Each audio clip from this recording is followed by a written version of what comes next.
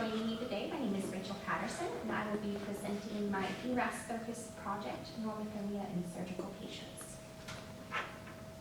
So for a quick project overview, I'm going to go over an introduction, the history of ERAS, the project plan, the implementation, and the results. So the history of ERAS. The Enhanced Recovery After Surgery, or ERAS, has been around for the last 20 years. It was originally designed to improve patient outcomes, patient satisfaction, and be more cost efficient. This was done cost efficiency-wise by having a reduction of surgical site infections, reducing lymph stays, as well as looking at different medications to give patients, which help reduce the cost of multimodal anesthesia. See, I don't do video presentations. Kelsey, can we restart? Okay. The history of ERAS. So ERAS has been around for the past 20 years. It was originally designed to improve patient outcomes, patient satisfaction, and be more cost efficient. The patient outcomes was looking at a perspective of surgical site infections and reductions of those, which in turn makes it more cost efficient for the patient to be in the facility. It also lessened the amount of time that a patient stays in the facility by ensuring that multimodal analgesias were provided.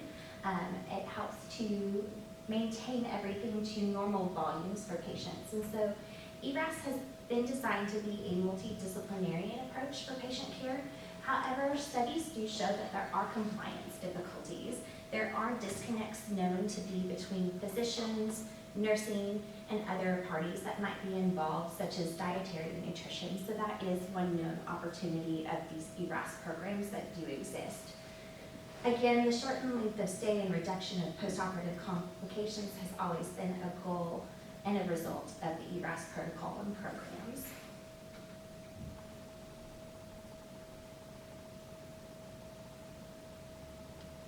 So the goals are designed to help the patient. That's always a focus of anything I think that we do in healthcare. But the principles of ERAS were first specific to colorectal procedures in the early 1990s.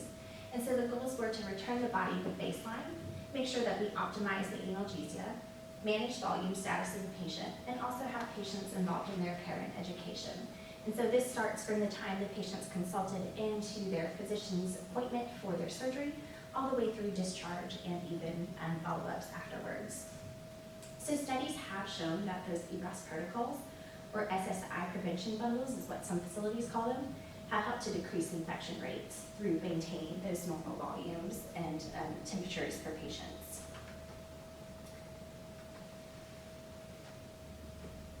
So for my project, we looked at the surgical department, had two key metrics that had areas of opportunity for improvement. And that was related to system ERAS goals for patients undergoing colorectal surgery specifically. Those opportunities were blood glucose monitoring and normothermia. The normothermia for surgical patients should be greater than 36 degrees Celsius or 96.8 degrees Fahrenheit. And so we did partner with quality to look at data to see what we might need to do to ensure those normothermia rates. And so this project is going to focus on developing a process to help standardize temperature monitoring and warming pre and intraoperatively. So temperature check real quick. Some of the data that is provided here was done prior to the project implementation. So this is going to look at a time frame from January to April with the quality department specifically honing in on normothermia. But the main goal of this is normothermia, not blood glucose. So I do just want to clarify that since I did mention that in the presentation. So we can see from the data collected, we do have opportunities with normothermia. The rates were about 44% compliance in January, 55% compliance in February. March we did see an increase to 89%, and then we dropped down again to 79% in April. We have gone through some process implementations, and so we were looking at areas of opportunity. The system wants to see 90% or higher compliance on these normothermia metrics, so that's why everything's still in the red, because we're still building to work to target goal.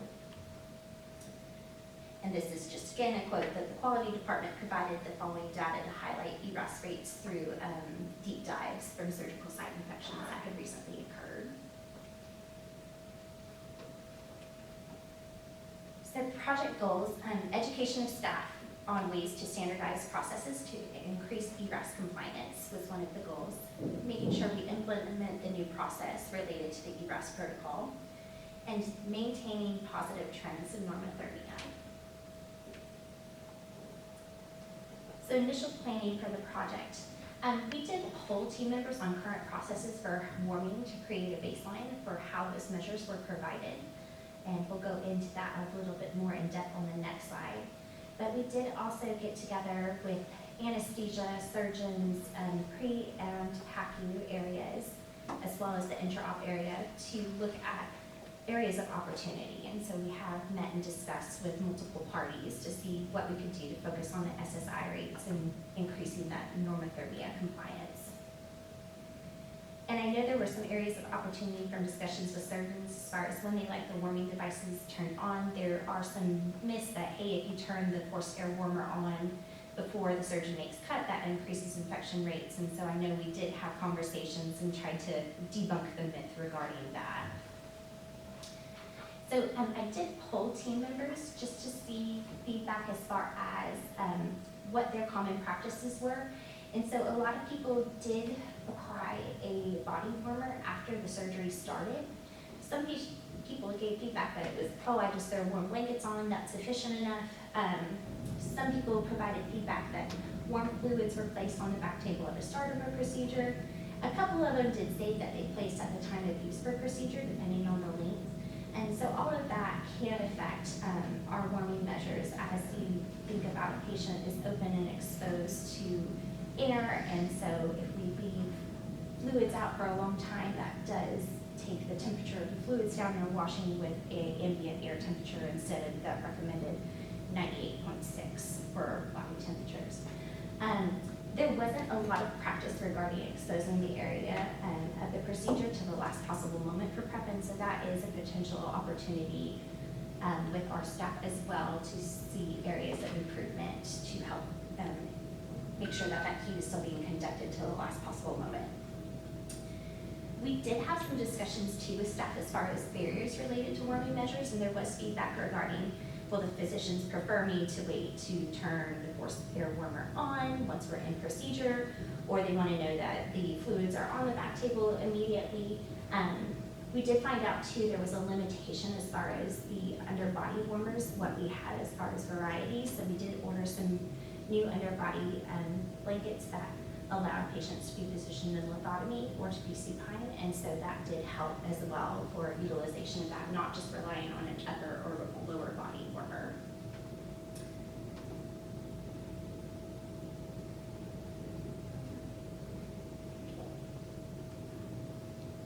So as I said, we discussed the areas of opportunity through a poll, and we asked what resources do you need that you don't currently have.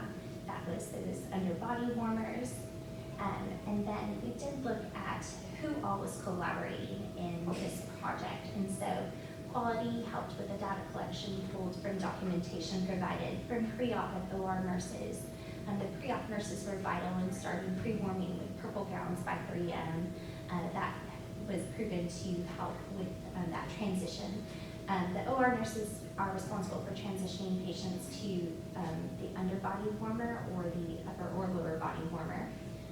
The surgeon does have some input into what device he'd like to see used, and anesthesia is responsible for monitoring the temperatures intraoperatively. And again, that was another area we identified was anesthesia's method of obtaining temperatures was inconsistent. Some would do axillary, some would do an ET tube that wasn't even an authorized use of that device. And so we did work to get the 3M temporal monitor that's used throughout the patient's transition. So again, highlighting standardized methods of taking temperatures, that 3M product was used to monitor patients throughout their whole surgical procedure.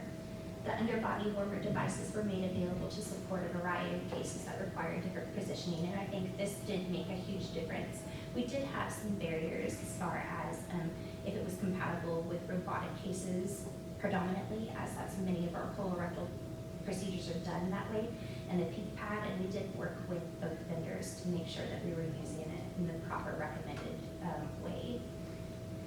And then other means of warming, we talked with team members about fluids being warmed, when to have available, exposure of the body surfaces prior to prepping, and just doing some re-education as far as what that means for the patient and how heat is lost versus conducted.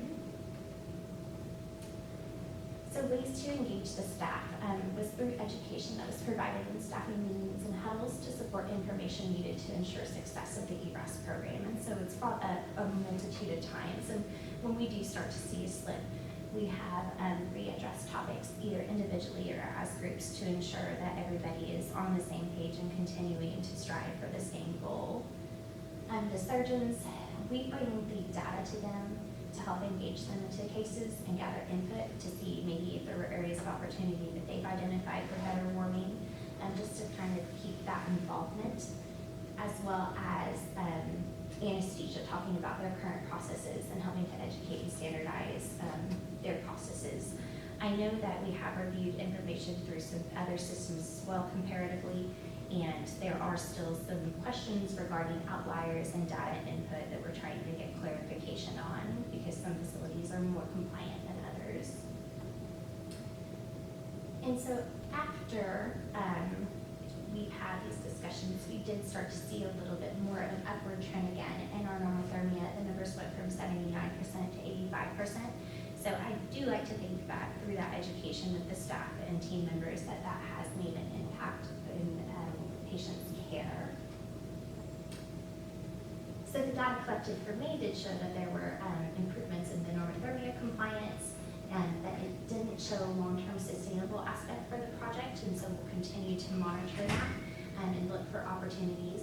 One thing that was concreted was the pre-op staff do have a hardwired process in scripting with patients regarding the purpose of the forced air gown, the purple gown, and so that did help. We still have some opportunities identified with our inpatients though for colorectal procedures that we're still looking to iron out. I do think that more time is needed for education with the intra-op nursing staff regarding best practices for forced air warming, and that even includes anesthesia as well. Some studies have shown that the forced air warming devices are best utilized if they're turned on 20 minutes prior to a procedure to allow that air to come up to the proper temperature. A lot of times when we turn those forced air warmers on, it starts out at the ambient room temperature, so we're blowing 68-degree air onto a patient, so we're actually cooling them down versus warming. I think the standardized temperature monitoring devices and making more resources available through different underbody forced air warmers did show some improvement with the normothermia metrics. And we have staff still continuing to ask questions regarding processes for best ways to warm patients intraoperatively. So we have a little bit of opportunity to dig in deeper and to discuss what we can make available to them through resources,